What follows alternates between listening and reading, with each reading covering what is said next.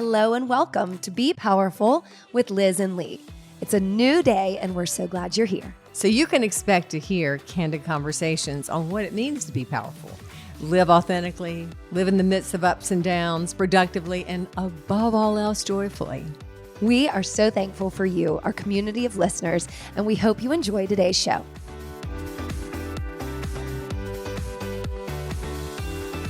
Hi. Are we on? We're on. Hey, Liz. Hi, Lee. Did you say hey or hi? I said hi, Lee. I know, but generally. If I'm Concord, I'm going to say hey. If I'm right here with you and say hi. Hi.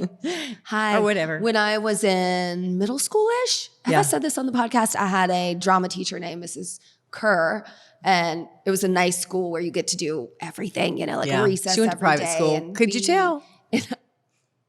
Another stereotype down the pipes.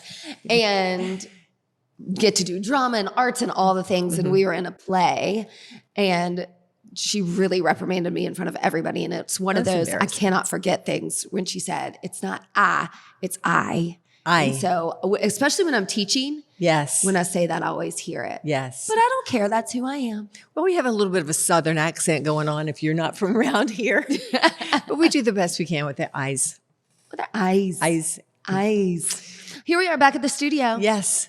I know. We kind of like it here. It's pretty we're here all the time. We look good together in our blue. We didn't even plan this. But you've still got your towel. Do you want to show everybody your towel? Yeah, I do want to show you. Do you want to do another infomercial? Okay, here's the new thing. Okay, so the reason I have my towel is apparently I grab onto the mic and I make all this extracurricular sound that does not need to be in the podcast. So I'm feeling like I don't know, John Wooden. No one knows who that is. Whatever. A coach. And I just need a towel to grab onto and yell at the team, even though I don't have a team. But anyway. I'm your team. You're my team. And actually we've got Novice Studio back in the studio today because we had so much fun last time. We brought everybody back. Do it again, baby. Here we are in our blues. Well, speaking of, I don't know, feedback from other people, like your drama teacher that scars you, we've gotten feedback on our podcast. Yes, and we want to talk about it today. Yes. Because we really don't see it. And so we've collected kind of some of the YouTube comments. Yes. And we're going to address them. And you don't even know. I don't really know. I never look at the comments too much on YouTube because people literally message me. I'm like, wow, okay, got it. I mean, we get a lot of interesting messages and comments anyway. But I'm excited today because you're going to read some from where? YouTube? YouTube. Okay. And we get some on the pod too, on the regular, just Apple Podcast, Spotify, wherever you're getting your podcasts, which please leave the comments there. And trust me, they can't be too racy because the racier they are, the more I love them. Oh my God, the more freaked out I get. I'm already starting to sweat. I'm sweating. That's because I also turned the AC up. Yeah. I was cold. That's why I'm in this shirt. All right, let's go to it. So this one is from the Hall Pass episode. And in the last episode, we talked about the last episode. We won't talk about how you're such a good Hall Pass for everybody again. But the next one is, all she said was, okay, me too. That is all. Me too. Married to a woman. So it's a woman, Beverly. My Hall Pass would definitely be a man. So she's another one like us. She is in a partnership with another woman. So she was married to a man for 18 years. I don't identify as a lesbian either. I don't know what I am. I dislike labels immensely. I don't fit into any. Take that one and run, Queenie. Well, she feels like she should be friends with me. I mean, I feel the exact same way. I don't fit into anything either. What is her name? Beverly, you and I should be friends because, I get it. I think just like we talk about and what she's saying there is she was married for a long time and now she's with a woman. Is that right? That's right. But she's not attracted to other women. That's not as weird as it seems. Right. I think that we're all just doing the spectrum thing, which means that we are attracted to the people that speak to our souls. And if they happen to be the same gender, so be it. I say we take gender and we take it out to the trash or we take it out to the curb and we kick it. Or maybe the recycling. It doesn't matter. Revisit it. Sure, we can revisit it all day long, but it literally, when love comes into focus, it doesn't matter what gender you are. Trust me, we all can have a great time with each other. Do you feel like a woman, like as gender, a she or her? Oh, yeah, definitely. As a matter of fact, I was interviewed. I'm so excited. I was interviewed by Pink News the other day. out of the UK. And that was the very first thing they asked me. They said, what really? are 'Cause your I haven't heard it yet. pronouns? It hadn't come out yet. Okay. What are your pronouns? I'm a she, her. I identify as a woman. And that's great. But if you were a they, them, or a he, or whatever, I don't care. I think it's just nonsense. I just don't think it matters. I don't know that you do. I think I want to draw a line between gender and sexuality. So really, if we're in the hall pass discussion, we're talking about attraction to a different person. And you're saying that it doesn't matter if that person that you're attracted to is a man or woman. And when we did the hall pass episode, we both happen to have our attractions be men. We are currently not attracted to other women. I'm attracted to you. That's good. And that's good. That is good. That is good. But you're also saying, and I think you do in everything you do, and what I know that you say and believe, really glad that you're a woman. Oh, God, yeah. Right. So I'm so glad I'm a woman. Right. And B, I had a little thought when you were just saying that about that. I think I have a habit of being attracted to men. Ooh, and interesting. that if I gave myself a minute, which I'm new to this, being with a woman, I could maybe open. You asked me in the last podcast, are there other boxes? Is your box completely shut? Well, maybe I need to explore that. I don't think so. I'm good. Ooh, I'm not asking you to explore your sexuality and who you're attracted to. I'm asking you to differentiate the fact that you're like, we should throw gender to the curb and the box. Should. And I'm like, is it gender? Is it sexuality? Like, I know your beliefs on transgender and femininity and masculinity and that energy, but also don't forget how much you like being a woman. I love being a woman and I love sex. And I think that sex and gender can be separate. Gender is how you identify. Sex is who you want to have sex with. If I want to have sex with a man, so be it. A woman, so be it. A person that is transgender, so be it. It does not matter. Sex and gender are not the same thing. Sex is lovely. We should all be having a lot of sex if we're older. Not you little people. You mean like in your third chapter? Yeah. Real old. Yeah, exactly. But gender is, we said that in 2 podcasts ago, embarrassingly a subject right now. It should not ever be a subject. People should express who they are when they want to do it, and we as other human beings are not to judge. Right. We are to enjoy. And if it's not something you're comfortable with, fine. Don't be around people that are expressing themselves in ways you feel uncomfortable with. Simply remove yourself from those places or explore why. We are not here to legislate or to judge other people on how they participate in life. Right. And I think there are a lot of people in the world. And even though part of our human nature is to want everyone to love and accept us, there's enough that we don't have to have that. We don't have to be friends with everyone. So to your point of let it go. If that's not serving you, if you're not giving and receiving in a way that works, let it go. On. Let it go. Move on. Yeah. But Beverly likes us and we like Bless Beverly. and receive. Yeah, Beverly, I like you too. Not in that way. Or Lee will keep. Yeah. Go ahead. Watch it. Move next. Watch it. Okay, next one. I'm pulling it up. The truth about getting cosmetic work done. Remember when we interviewed Gaurav Bahardi, our friend? Yeah, and he was great. This was just a nice comment. Right. Amazing interview. Can't wait for my consultation. Yes. So I don't even know how to say this person's name. Nouy, Nouy maybe. And so hopefully Nouy has been by this point. Right. And gonna have a nice hot bod. Well, the one thing I really took away from Dr. Bahardi's interview was what an extraordinary human being is. And if I was going to place my trust into a plastic surgeon who was going to change the structure of my look, then I would look for someone like that. You can tell real from unreal. Yep. And he is a very real human being. I think he was good at his craft. I really have not had plastic surgery from him, but I think he's probably good. But, No, we know he's good. And he's just a good human. Right. And the message to be remembered there is that to enhance your life, right? Not try to be somebody else, but be the best version of yourself. I think he spoke to that too. If you haven't heard that podcast, say go back. Yeah. Yeah. Listen to it. Yeah. Thanks, G. I agree. Yeah. Thanks, G. The next one feels what's the word? Like self-aggrandizing, because these are nice comments. So we'll read them. Okay. It was from the episode Recovering from a Rough Mental Health Day. Remember that one? No, I do. I'll remember it in a Guess minute. who wrote this? Who? Your bestie. Who? Guess. I don't know. Beverly. Oh, Beverly. What did she have? Beverly, She's back. what did you say? Beverly's getting a good rep here. Yeah. All right, ladies, love today's podcast. I've enjoyed all of them. It's real, it's honest, it's relevant, and Go ahead.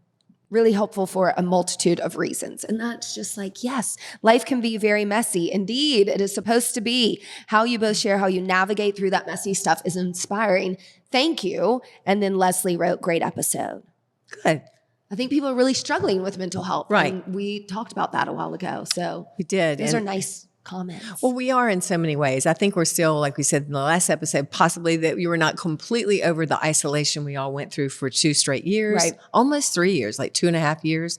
And the main thing about mental health is being in community.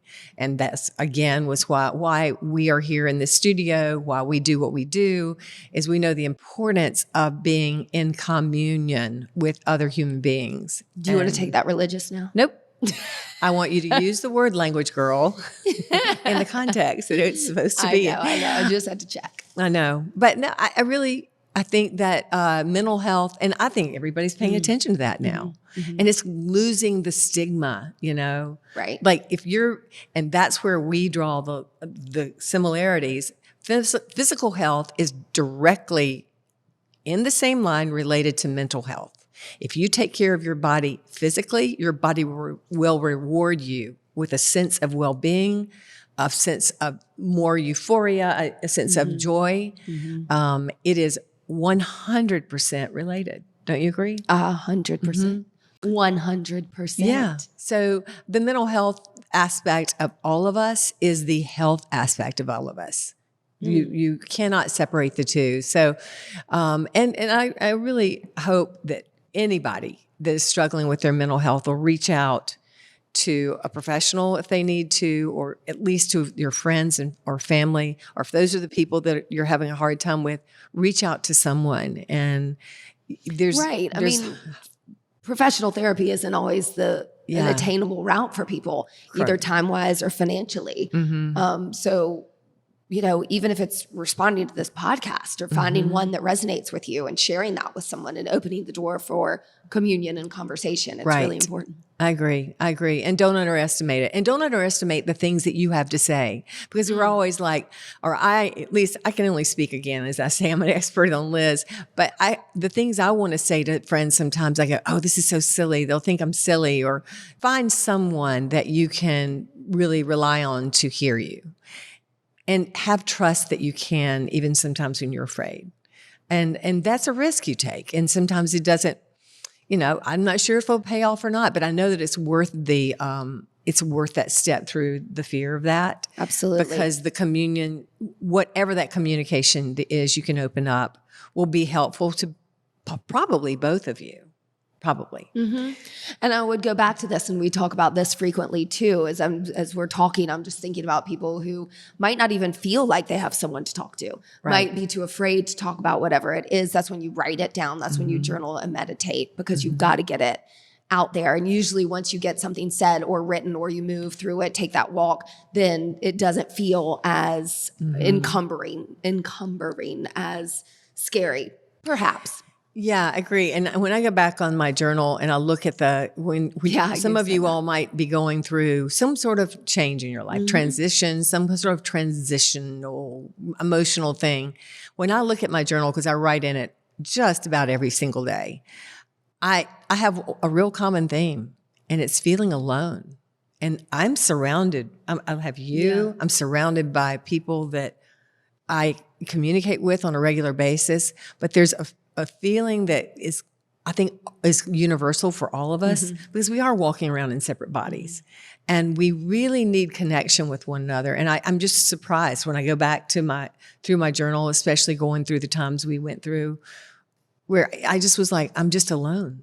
Right. And Yeah. thinking of alone and loneliness. Yeah. I mean, I think the difference is you're probably not lonely if you're surrounded by people Right. in your work or But you out feel in the day, but you isolated. feel isolated, or you feel alone as if you're the only person going through whatever it is Right. that you're going through. Another point, get outside of yourself. Right. And the minute I would step away, like the whole world, we can just, what's the word, perseverate? Yeah, when we just perseverate. go Go after, over and we just over. go over and over the things that are going on with us, then we're just really in a scary wheel that is going to take us right and spiral us down. But if we can just maybe you can't figure that one out, you go, and that's going on hold for a minute. I see someone that maybe I can help do something completely different. And that is amazing. It's magic to help other people. Service It's to others. magic. It's a very powerful it will tool. serve you. Yeah, it serves the world. Well, for every positive comment, let there be a negative.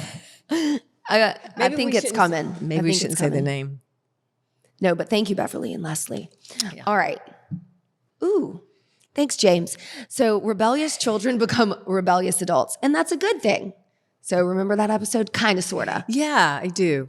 Okay, here's his thoughts on this. Your children are not your friends. They're not your brothers and sisters. They're your responsibility, all caps. He's yelling, Jesus. Until they are of age and living independently of you. Until that happens, you, all caps, train them. You train them in as many life skills as you can, and passing them good morals won't hurt. Good Christian mic drop. morals. That was loud. Sorry, novice who's sitting here going, we're really trying to keep this sound right. I like doing a little masterpiece theater. I mean, that he yelled. I was trying to yell. Good Christian morals. Take that one.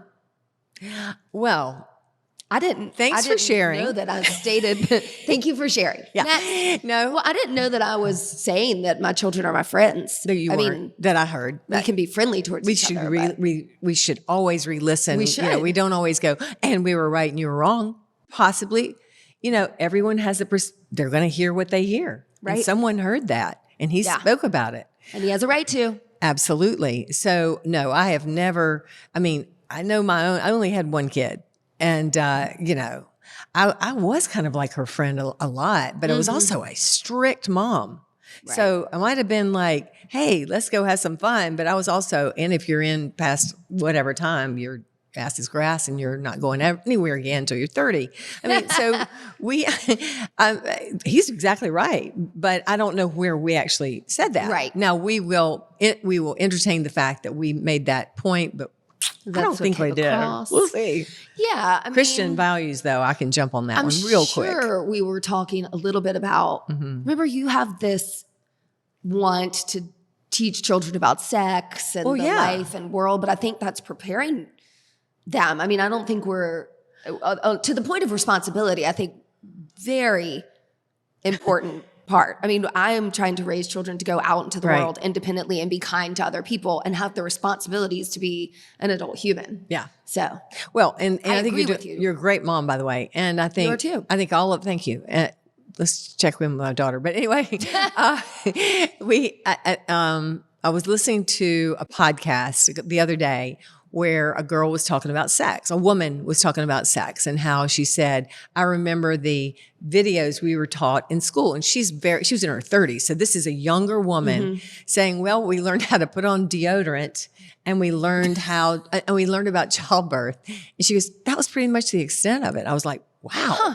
You know, I mean, I remember, I'm older than the world, but I mean, remember mine was, you know, don't be the girl behind the bleachers with the red lipstick. You know, that was literally my video. I was like, well, okay, what did they do behind the bleachers? And what that put on lipstick deodorant looks and pretty give birth? good. What? So I think it's up to parents to where you're comfortable but it's worth the child listening and hearing about sex from their parents instead of on their phones, right? Because there's a lot of, this is a whole new world. I mean, they're saying 10 and 11-year-olds just, you know, watch porn. Really? Whoa, that would really blow my mind if I was 10 or 11 years old.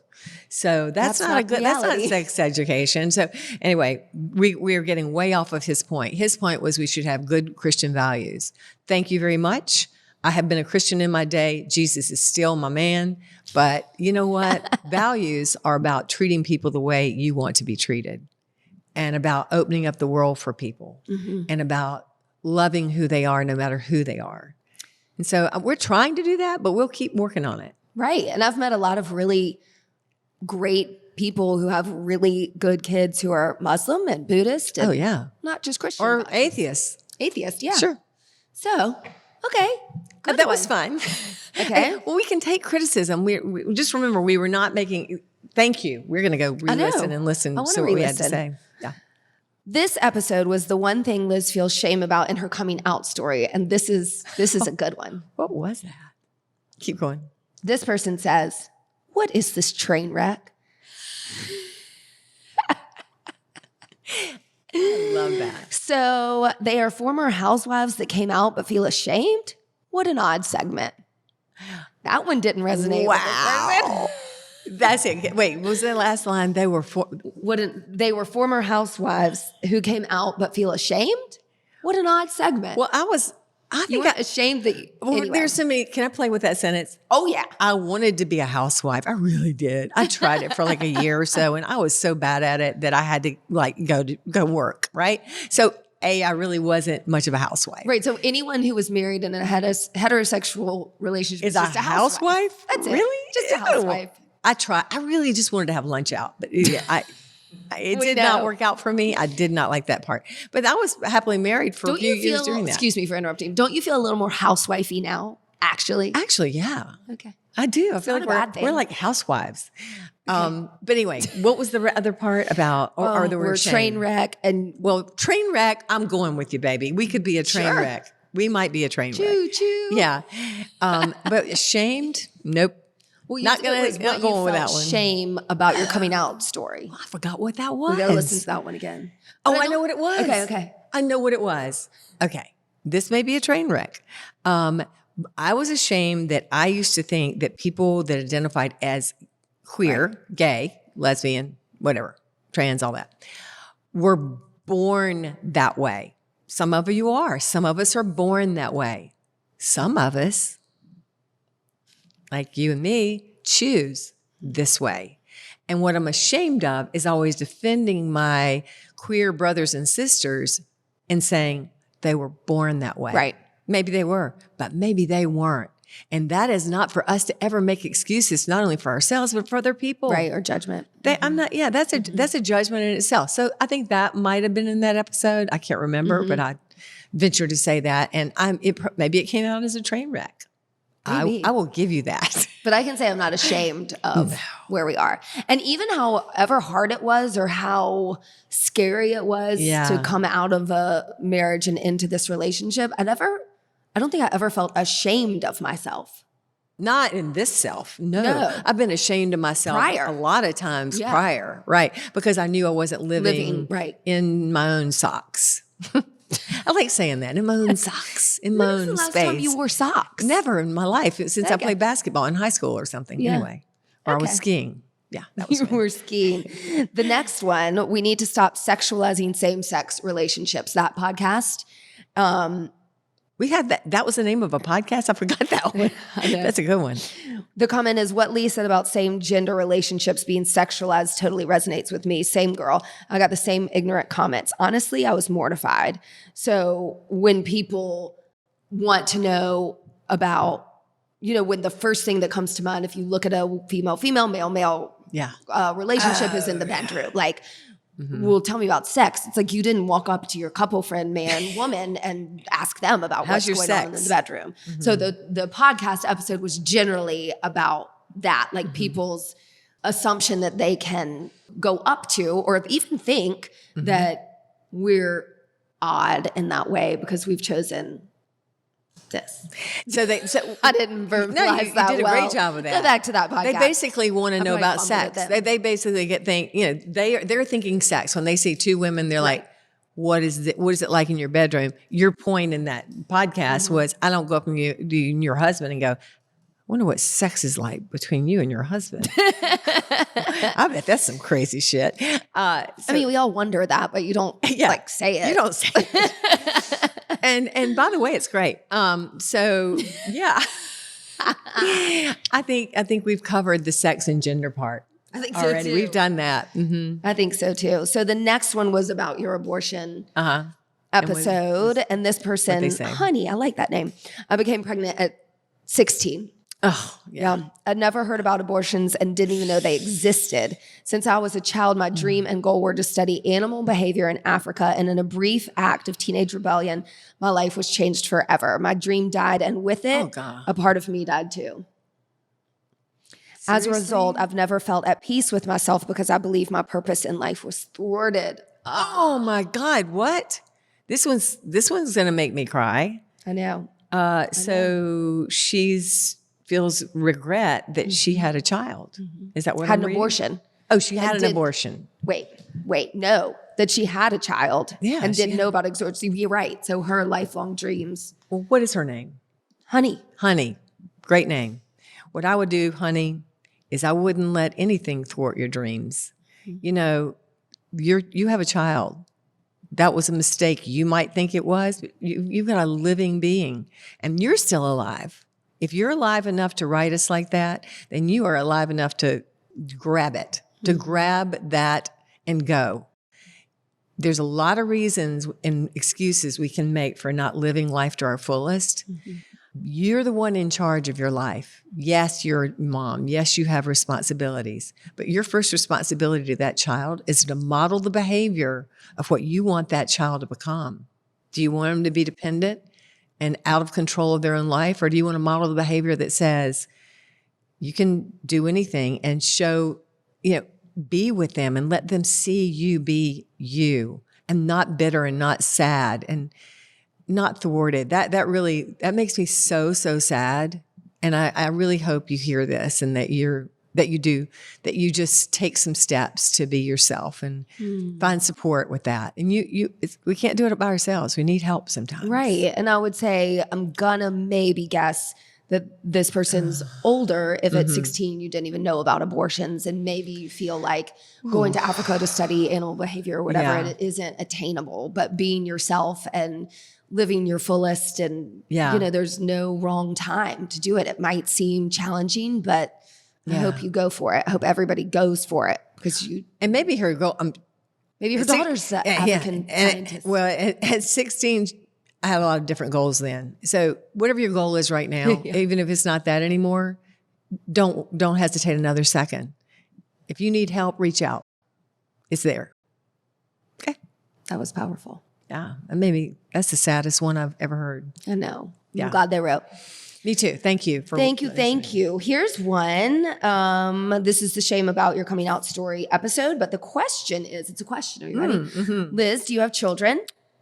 Yes, I have a daughter. And what ages, and what was their reaction? And how does someone explain this to grandchildren? And perhaps in your case, if you're all early starters, great grandchildren. That's great. I love that question. Thank you so much. I can attest to a couple of things. Telling my daughter was the hardest person I've ever had to tell. 20 billion times harder than even telling my ex-husband. And it's because I care so much about her. Not that I didn't care about my ex-husband, but I cared so much about her well-being and how I as a mom could damage her that I pretty much, I didn't do a great job at it. I've said this a million times. I bloodied the truth, which was a raw but honest way to tell her. And then once she knew, we've worked on it for the last 4 or 5 years. And I am here to tell you, you can move through all that agony that is hard for you as a mom and hard for her as a child, because everybody's going to react differently. Whereas my daughter wanted happiness from me. She was a very shocking thing to hear. And it works out. Just keep telling the truth, tell it raw, let it be bloody, let it be wrong. Let it be a mess, let it be a train wreck, but tell the truth and get there as fast as possible. On the flip side of that, the easiest thing I've ever done, I haven't even told you this, was tell my grandchildren 2 things. I told both of my grandchildren pretty much at the same time. And I said, and they were young. I can't remember. They were 3 years ago, 4 years ago, 5, something. And now they're 11 and 9. So when I told them, they were quite young. And they said, I said, and the way I told them, I said, Lee and I are together now, sort of like you and mommy and daddy. We love each other in a romantic way, just like mommy and daddy. They didn't freak out at all. They went, oh, can we go to the pool now? So these were the way these 2 questions went. And so then yesterday afternoon, and I'm just going to blow it right here. I'm just going to like spill some beans. I'm considering marriage to you. To me. Oh my God. Again. I mean, we've got the rings, we've done all the things. But again, I had my grandson, taking $25 off of me playing ping pong. We're discussing the nutritional value of kale. We're talking about working out. And then I went, I'm thinking about getting married. Do you think I should? He goes, yeah. I'm like, do you think it's weird in any way? He goes, no, y'all should do it. And he knows I'm talking about Lee. And he goes, I don't have to be like a flower boy or anything, do I? That's all he cared about. And I'm like, no, but you might have to walk me down the aisle. He goes, okay, maybe. Aww. But, it doesn't matter. We teach our children fear or we teach them love. And in my case, I've taught and Clary, and my daughter, I know that she's made this as beautiful as she can, or she wouldn't have these incredible 2 grandchildren of mine that are so accepting. They don't find anything weird. Because you didn't tell him it was weird. It's weird when you say it's weird. Right. It's wrong when you say it's wrong. And so the beauty of life, and what a beautiful gift I give to my grandson and my granddaughter, that life is open to you. You may be who you want. You may choose to love who you want. And I know their parents feel that way. Yeah. And when I say back to my own daughter having a hard time at the beginning, it wasn't about the gay part. No. It was about the part that, so many other parts, even the fact that I was not going to be married to her dad anymore. It was hard for her. It would have been hard for her if I was with a man. That was not the point. So truth will be bloodied. It will be raw. It will be a mess, but truth wins and love is going to win. And so here we are today. Happy. So did you just ask me to marry you? I might have. Well, yeah. We'll maybe. See. Yeah. We'll think about it. We'll get back. The way I do things is sort of like the way we've got the engagement rings and all that. We do it our way. I was like, do you want to go buy a diamond? She's like, yeah. And I'm like, don't ask me twice. It's Tuesday at 2. Yeah. I'm ready. Let's go. That works. So we're rolling like that right now. We'll see. All right, let's build you up some more. Let's see. Why it's important to tell your story. This is when you were published in the Huffington Post. Oh, okay. So Tal, T-A-L. I've seen your name before. I like you.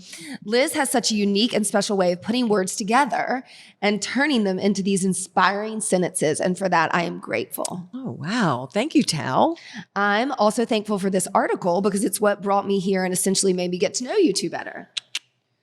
Wow. It's inspiring and motivating listening to you both because you complete each other beautifully. I'm still catching up with the previous podcast, but I'm also looking forward to the next ones. Oh my gosh, Tal, I hope you're listening. Thank you so much. You don't understand how that compliment hits, touches my heart, because writing that article was, that was a big deal for me. And I felt, you don't know how many times I rewrote it and rewrote it. And because I knew it was a real coming out story as far as who I was and who we are together, and and how that affected, as the question asked before, my own family and all those things. And I really just thank you so much, and I hope you're still listening to us. And if we can inspire you, I'd love to hear more of your story. I know. I mean, people that when you know these things resonate, you just go, "Gosh, what's going on in Tal's life?" You know. Thank you so much. That makes me very happy.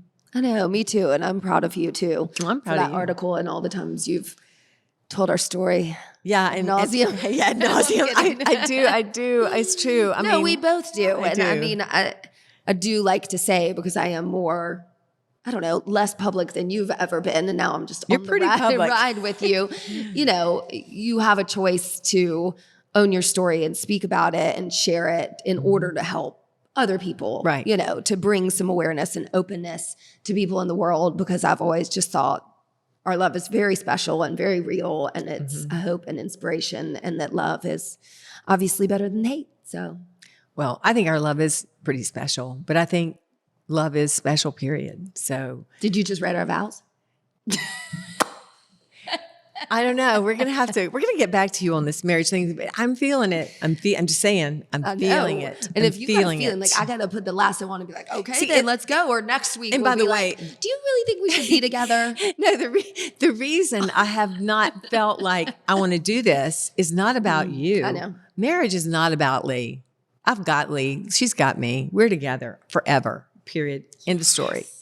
The marriage part is about the institution and the box that puts me in. Ouch. And it scares me, you know. I do. And, you know, no one hates an institution more than I do. And so it's an institution, which means there's rules. But also, the United States government really loves married people. They give you tax incentives, all those things. So, you know, and I was talking to my lawyer and she goes, you really need to hurry up and do it if you're going to do it, because there's a lot of change going on right now.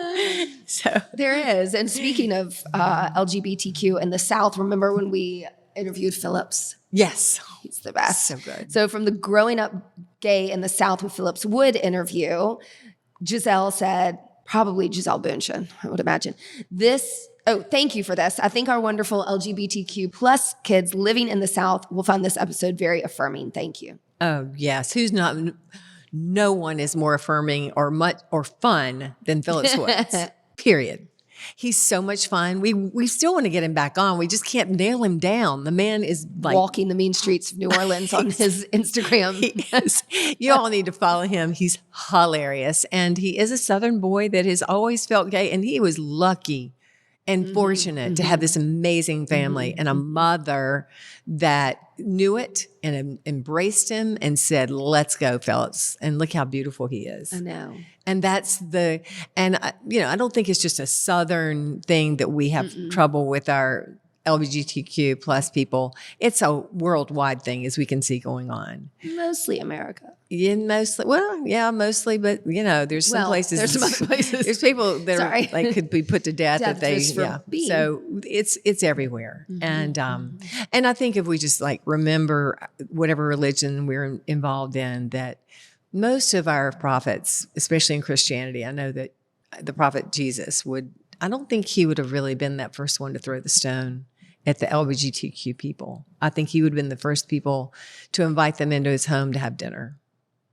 Yeah, maybe wash their feet on the side. What else you want to know?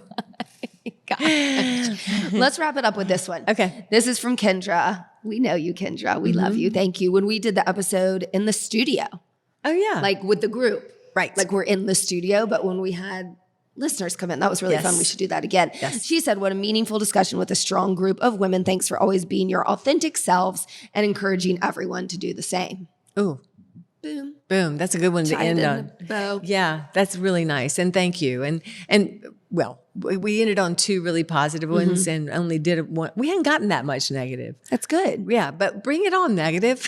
Oh, we love that. Shoot. But I don't know about that. Yeah. No, we don't want negativity out in our space. No. But We don't. We want questions or comments. Questions are fair, and- but negativity is not. Right. Put that in your journal. Right. Yeah, questioning everything. Question everything. I mean, question the motives here, question the words here, all of it. And do it within ourselves too. So this was fun. Was it? Yes. Good. I liked it. It was fun. Thank you all. everybody always for listening, for writing, Yeah. for taking the time to listen, to watch. Yes. We love you. To be with us. I love you. I love you too. Bye. Stay tuned. Thanks for listening to us today, wherever you get your podcasts. And remember, you can now find our podcast on YouTube. Yeah. If you liked it, please share, rate, and review. We love 5 stars. And we hope you'll work out with us online or in studio at HilliardStudioMethod.com.